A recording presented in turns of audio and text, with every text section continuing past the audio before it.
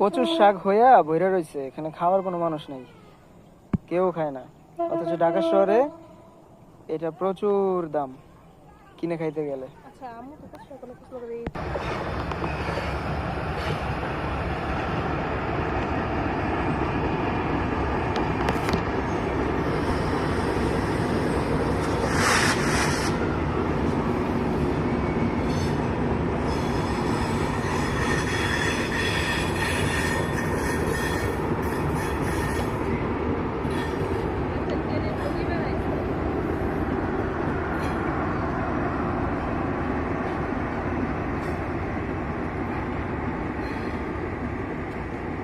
এটা ঢাকার কমলাপুর থেকে ছাইরা এখানে আসলো শিবচর স্টেশন। এটা এখানে থামলো মাত্র ট্রেনটা।